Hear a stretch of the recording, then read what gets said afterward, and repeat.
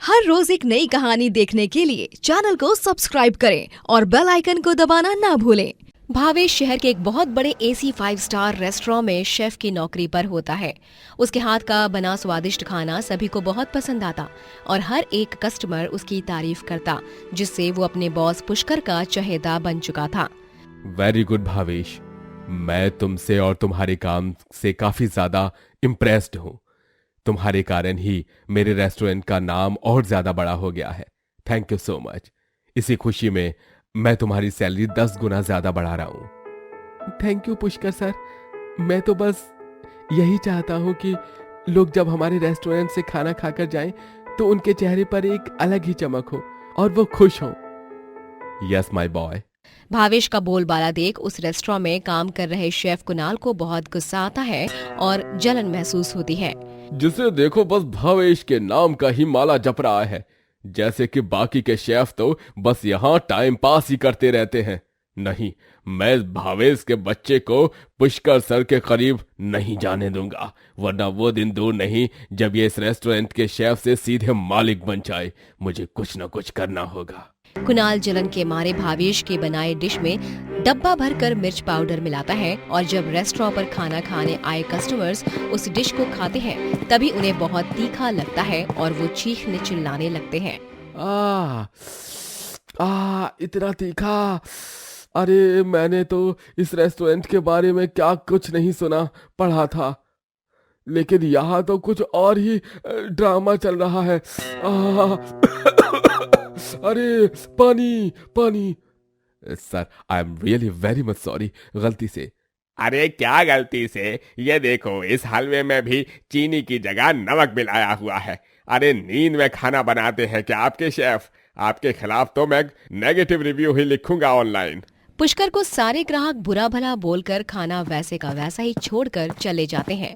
अब रोजाना कुणाल बेचारे ईमानदार भावेश के खाने में कुछ न कुछ मिलाता रहता है और सारा इल्जाम भावेश पर आता है। बस बहुत हुआ भावेश, अब और नहीं। अब तुम यहाँ से निकलो। बहुत नुकसान हो चुका है मेरा तुम्हारे कारण, लेकिन अब और नहीं। निकल जाओ यहाँ से। लेकिन पुष्कर सर, मेरा यकीन कीजिए, मैं रोज सही सही डिशेस बनाता हूँ। हर एक रेसिपी को मैं बारीकी से ध्यान से देखकर बनाता हूँ और चीनी नमक मिर्च सब कुछ नाप तोल कर ही मिलाता हूँ। चुप रहो तुम।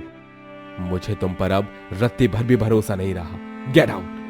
बेचारा बेकसूर भावेश रेस्टोरेंट से निकलकर बहुत परेशान हो जाता है। वहीं कुणाल के मन में खुशी के मारे लड्डू फूट रहे होते हैं। आखिरकार मेरे रास्ते का कांटा हट ही गया। वहाँ भावेश अब नई जॉब ढूंढने लगता है और वो शादी ब्याह में खाना बनाकर थोड़े बहुत पैसे कमा लेता है और उसे नाइट शिफ्ट के लिए वॉचमैन की नौकरी मिल जाती है। वो दिन में ऑर्डर्स रह तो वहाँ जाकर खाना बना लेता है और रात में वॉचमैन की ड्यूटी करता है। गांव में मेरी बूढ़ी माँ है, बीवी है, 2 बच्चे हैं। मुझे उनके लिए ये सब करना ही पड़ेगा। मैं हिम्मत नहीं हारूंगा। अगर मैं ही हिम्मत हार गया तो मेरे परिवार को कौन संभालेगा? 4 से 5 महीनों तक भावेश वॉचमैन की नौकरी करके पैसे थोड़े बहुत इकट्ठा कर लेता है और साइड बाय साइड उसने बाकी के छोटे मोटे खाना बनाने के ऑर्डर से भी पैसे कमाए थे। उन सभी के बचे हुए पैसों से वो अपना एक छोटा सा ढाबा खोलता है और उसमें वो अपने हाथों का बना बढ़िया और स्वादिष्ट खाना बनाकर बेचने लगता है। ग्राहकों को उसके ढाबे पर मिलने वाले लजीज पकवान बहुत पसंद आने लगते हैं। वाह, इतनी टेस्टी पाव भाजी तो मैंने कहीं नहीं खाई आज तक। ये कुछ और ही है, मजा ही आ गया। हाँ यार, ये आलू के पराठे और ये ब्लूबेरी फ्लेवर वाली दही, ओए होए होए होए होए, ये तो पंजाबी पराठों की तरह ही है। भावेश भाई, इसके साथ लस्सी भी मिल जाती तो सोने पे सुहागा हो जाता। अरे क्यों नहीं, अभी बनाता हूँ पंजाब की ठंडी ठंडी लस्सी, जिसे पीकर आपका दिल खुश हो जाएगा। भावेश का छोटा सा ढाबा कुछ ही दिनों में शहर में बड़ी तेजी से मशहूर होने लगता है।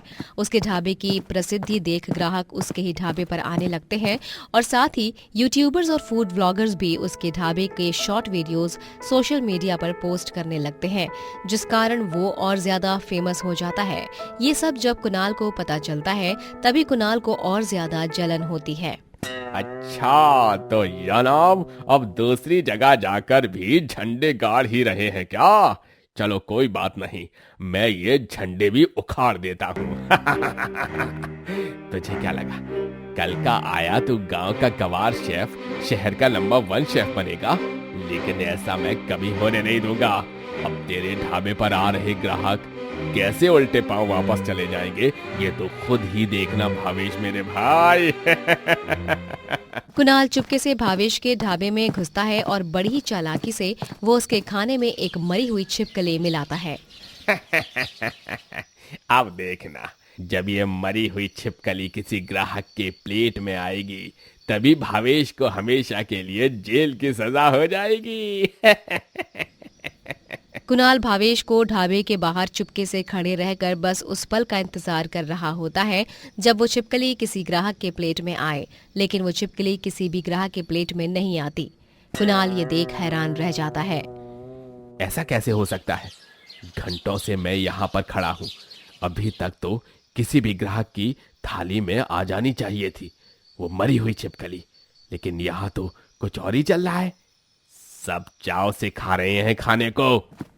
तभी वहां पर कुणाल के पीछे भावेश और पुष्कर आ जाते हैं और उन्हें देख कुणाल घबरा जाता है।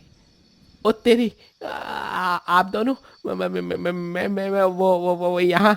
तुम्हें झाड़ू बनकर सफाई देने की कोई जरूरत नहीं है कुणाल, क्योंकि तुम्हारा भांडा फूट चुका है। तुम्हारा राज मेरे और पुष्कर सर के सामने आ चुका है, क्योंकि मैं तुम्हें खाने में छिपकली मिलाते हुए देख ही लिया था। और जैसे ही मैंने तुम्हें वो कांड करते हुए देखा, वैसे ही मैंने तुरंत उस कढ़ाई को कचरे में फेंक दिया। तुमने इस ईमानदार और नेक आदमी के साथ बहुत गलत किया है कुणाल। मैं तुम्हें इसके लिए कभी माफ नहीं करूंगा। पुष्कर और भावेश कुणाल को पुलिस के हवाले कर देते हैं और कुणाल को जेल में कैद कर लिया जाता है। और पुलिस जानबूझकर उस जेल में ढेर सारी जीवित छिपकलियां छोड़ते हैं, जिन्हें देख कुणाल बहुत घबरा जाता है और यहाँ से वहाँ भागने लगता है। नहीं, बचाओ मुझे, छिपकली बचाओ, भावेश माफ कर दो मुझे। अरे एक आखिरी मौका तो सबको मिलना चाहिए ना सुधरने का। माफ कर दो ना यार। नहीं। अंत में पुष्कर भी भावेश से माफी मांगता है। भावेश, मुझे माफ कर दो बेटा। मैंने उस वक्त तुम पर जरा भी भरोसा नहीं किया। मैंने भी जाने अनजाने में तुम्हारे साथ गलत ही किया है, लेकिन अब और नहीं बेटा। अब तुम ही मेरे 5 स्टार रेस्टोरेंट के मालिक बनोगे। क्या? हाँ भावेश, ये तो तुम भी जानते हो कि मेरा इस दुनिया में कोई नहीं है। मैं अकेला ही हूं और अब मुझे ब्रेन ट्यूमर की बीमारी हो चुकी है, जिस कारण मैं अब बस कुछ ही दिनों का मेहमान रह गया हूं। इसलिए मैं अपने 5 स्टार रेस्टोरेंट को तुम्हारे नाम करने जा रहा हूं, क्योंकि तुम ही हो उसके असली हकदार। सर ये क्या हो गया? सर आप मुझे छोड़कर नहीं जा सकते। जाना तो पड़ेगा बेटा, लेकिन मेरा आशीर्वाद हमेशा तुम्हारे साथ रहेगा। कुछ दिनों बाद पुष्कर की मौत हो जाती है और फिर भावेश उस 5 स्टार रेस्टोरेंट का मालिक बनकर उसे पहले से भी ज्यादा अच्छे से संभालता है और उसे पूरे देश का नंबर 1 रेस्टोरेंट बनाता है। संजय एक गरीब आदमी होता है जो करमपुर कहकर एक गांव में अपने बेटे कप्पू, बीवी हेतल और बूढ़ी माँ कलावती के साथ रहता है। उसका गांव में ढाबा होता है जिसका नाम होता है संजू का ढाबा। सभी संजय को प्यार से संजू कहकर पुकारते। उसके हाथ का खाना इतना स्वादिष्ट होता कि लोग उंगलियां चाटते रह जाते। ओए संजू परा, ओए तेरे छोले कुलचे खाकर और ठंडी ठंडी लस्सी पीकर तो मजा ही आ गया सच में। हाँ जोगिंदर भाई साहब, अब एकदम सही कह रहे हैं। संजू के हाथ में जरूर जादू है, जिस वजह से वो इतने जादुई स्वाद वाली डिशेस बनाता है। संजय के जीवन में आलस नाम का शब्द तो था ही नहीं। वो बहुत मेहनती होता है और रोज सुबह 5 बजे उठकर ढाबे में जाता है और सारी तैयारियां करता है। दिन भर उसके ढाबे पर 1 मिनट ऐसा नहीं होता जब उसका ढाबा खाली हो। हर वक्त ग्राहकों का आना जाना लगा ही रहता है। वो हर रात थोड़ा सा खाना जानबूझकर बचाता है ताकि वो गरीबों में बांट सके। गरीब उसे सच्चे मन से आशीर्वाद देते हैं। संजू बहुत ईमानदार और नेक दिल आदमी होता है। वो अपने सभी ग्राहकों से बहुत अच्छी तरह से पेश आता है। आ गया बेटा संजू, चल हाथ मुंह धो ले। हेतल बहू, जल्दी से अपने पति के लिए खाना परोस दे, वो भूखा है। उससे पहले मैं आप सभी को एक खुशखबरी देना चाहता हूँ। खुश खबर, लेकिन कैसी खुश खबर? हाँ बताओ ना संजू। मुझे आज तक सबसे बड़ा ऑर्डर मिला है। गांव के सरपंच के बेटे की शादी के लिए उन्होंने मेरे ढाबे से खाना ऑर्डर करवाया है, वो भी सिर्फ शादी ही नहीं बल्कि सगाई, संगीत, मेहंदी, हल्दी, इन रस्मों के लिए भी। अरे वाह, ये तो बहुत बड़ी खुशी की बात है। मैं अभी भगवान के सामने मिठाई रखती हूँ। हाँ हेतल, माँ आपको मुझे वो इमरती बनाना सिखाना होगा, मुझे आती नहीं है ठीक से बनाना। ऑर्डर में इमरती और आलू जलेबी दोनों लिखे हैं। ठीक है संजू बेटा, मैं और हेतल हैं, हम भी तेरे साथ काम करके तेरी मदद करेंगे, तू चिंता मत कर, ठीक है। धन्यवाद माँ। संजय उस बड़े ऑर्डर को पूरा करता है और वो सरपंच के बेटे की शादी में खाना देकर खूब नाम कमाता है। ये लो तुम्हारे पैसे संजय, हमने तुम्हारे ढाबे को इसलिए चुना था क्योंकि तुम्हारे ढाबे में वो बात थी और वो लाजवाब स्वाद था जो गांव में तो क्या शहर में भी किसी ढाबे के खाने में नहीं है। अगली बार भी अगर कोई पर्व होगा तो हम तुमसे ही खाना बनवाएंगे। आपका बहुत बहुत धन्यवाद सरपंच साहब, आपने इतना सब कह दिया वही मेरे लिए बहुत है। बारिश के दिन शुरू हो जाते हैं और हर साल के मुकाबले इस साल करमपुर में बहुत ज्यादा मूसलाधार बारिश होती है। मौसम विभाग से भी रेड अलर्ट बताया जाता है। एक दिन इतनी तूफानी बारिश होती है कि पूरे गांव की बिजली चली जाती है और सड़कें पानी से भर जाते हैं। लोगों के घरों में भी पानी भरने लगता है और तो और संजय का ढाबा भी उस तूफान में टूट जाता है। अपने ढाबे को बर्बाद होते देख संजय को बहुत बुरा लगता है। अब जो हुआ उसे हम बदल तो नहीं सकते ना संजू, बेहतर यही होगा कि हम आगे बढ़ें। हाँ हेतल, शायद तुम सही कह रही हो। संजय कई जगह जाकर काम ढूंढने लगता है और उसे एक रेस्टोरेंट में शेफ की नौकरी मिलती है, जहां उसका एक दोस्त बनता है जिसका नाम अनुपम होता है। संजय रेस्टोरेंट में बहुत ही बढ़िया खाना बनाता है जिससे सभी हर वक्त उसकी तारीफ करते रहते हैं और इसीलिए शेफ डिपार्टमेंट में मनीष उससे जलने लगता है। जो तारीफें हमें इतने सालों से काम करके नहीं मिली वो इस संजय के बच्चे को चंद दिनों में ही मिल गई। नहीं, मैं इसे शेफ नंबर 1 बनने नहीं दूंगा। अनुपम तो बेवकूफ है लेकिन मैं नहीं, मैं इस संजय को नौकरी से निकलवा कर ही रहूंगा। मनीष संजय के बनाए खाने में मारा हुआ कॉकरोच मिला देता है और जब ग्राहक उस कॉकरोच को देखते हैं तब गुस्से से लाल हो जाते हैं। मिस्टर रघुवंशी, ये है आपके रेस्टोरेंट के मैनर्स। अरे आपके शेफ ने ये कॉकरोच सर्व किया है हमें। अगर मैं या मेरी बीवी इस कॉकरोच को गलती से निगल लेते तो कितने लेने के देने पड़ जाते, कुछ खबर भी है आपको? किसने बनाई है ये डिश? ओह सर, मैंने बनाई है, लेकिन मैंने तो शुरुआत से अंत तक एकदम ध्यान देकर ही बनाई है। मुझसे ऐसी गलती हो ही नहीं सकती। Just shut up. अच्छी तरह से जानते हैं हम तुम जैसे 2 कौड़ी के शेफ्स को। Mister Raghuvanshi, I don't know, इसे अभी के अभी यहां से निकाल दीजिए वरना मैं आपके रेस्टोरेंट पर कंप्लेन फाइल कर दूंगा। रघुवंशी संजय को एक जोरदार थप्पड़ मारता है और काम से निकाल देता है। निकल जाओ मेरे रेस्टोरेंट से, नॉनसेंस इडियट, बेवकूफ आदमी। लेकिन सर इसमें संजू की कोई गलती नहीं होगी, मुझे संजू पर पूरा यकीन है। शट अप, वरना तुम्हें भी उसके तरह रेस्टोरेंट से बाहर निकाल दूंगा, समझे तुम? संजय अब बिना नौकरी के यहाँ से वहाँ भटकने लगता है और अब उस पर आर्थिक समस्या आ जाती है। जितने पैसे बचाए थे सब धीरे धीरे करके खत्म हो रहे हैं, मुझे कुछ ना कुछ तो करना ही पड़ेगा। संजू बेटा, तू ठेला लगा ले, ठेले पर खाना बेचा तो अच्छे से पैसे मिलेंगे। लेकिन माँ, इन बारिश के दिनों में ठेले का इतना नुकसान होगा, इतनी धुआंधार बारिश हो रही है आजकल। एक दिन जब संजय जंगल के रास्ते से गुजर रहा होता है तभी उसे वहाँ एक बड़ा सा विमान पड़ा हुआ दिखाई देता है। वो उस विमान को देखकर दंग रह जाता है। उस विमान का एक पंख टूटा हुआ होता है और आगे का पार्ट भी आधा टूटा होता है। लेकिन जब संजय उसके अंदर जाता है उसे ये देखकर हैरत होती है कि उस विमान के अंदर बहुत सारी जगह है।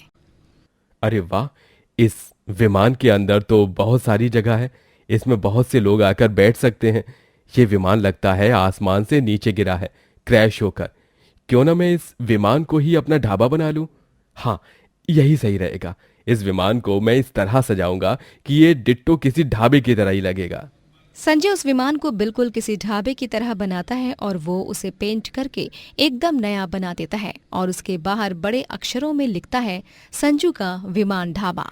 धीरे धीरे गांव वाले संजू के इस अनोखे विमान ढाबे को देखकर काफी आकर्षित रह जाते हैं। वो विमान ढाबा सभी को विस्मय कर देता है। और धीरे धीरे लोग आकर विमान ढाबे में खाना खाते हैं और थोड़े ही दिनों में संजू का विमान ढाबा सुर्खियां बटोरने लगता है और बहुत प्रसिद्ध हो जाता है, जिस कारण रेस्टोरेंट मालिक रघुवंशी को बहुत जलन होती है। नहीं, ऐसा नहीं हो सकता। जब से उस संजय ने अपना विमान ढाबा खोला है, मेरे इस आलीशान रेस्टोरेंट में लोगों ने आना बंद कर दिया है। लेकिन अभी नहीं, अभी मैं उस विमान ढाबे में कुछ ऐसा करूंगा जिसके चलते वो ढाबा हमेशा हमेशा के लिए बर्बाद हो जाएगा। रघुवंशी अपने आदमियों को संजय के विमान ढाबे में बॉम्ब प्लांट करने के लिए कहता है और ये सब अनुपम देख लेता है और अनुपम रघुवंशी और उसके आदमियों के बीच की बातें फोन में रिकॉर्ड कर लेता है। धन्यवाद अनुपम, तुमने मेरे लिए अपने काम की परवाह भी नहीं की और मेरा इतना बड़ा नुकसान होने से बचा लिया। अरे मुझे नौकरी की परवाह नहीं है, मैं तो अकेला हूं, लेकिन तेरा परिवार है, मेरा क्या? मैं अपना गुजर बसर कैसे भी कर लूंगा। अब से हम दोनों साथ में काम करेंगे। लेकिन संजू? नहीं अनुपम, मैंने कह दिया सो कह दिया। रघुवंशी के आदमी बॉम्ब प्लांट करने आते हैं, तभी अनुपम वहां पुलिस के साथ पहुंच जाता है और अंत में रघुवंशी और उसके आदमियों को पुलिस सजा देती है। संजय और अनुपम दोनों दोस्त मिलकर विमान ढाबे को संभालने लगते हैं और आगे जाकर वो दोनों खूब अमीर हो जाते हैं। दोस्तों, अगर आपको ये कहानी पसंद आई तो लाइक करें, शेयर करें और कमेंट करके बताएं कि कहानी में आपको सबसे अच्छा क्या लगा।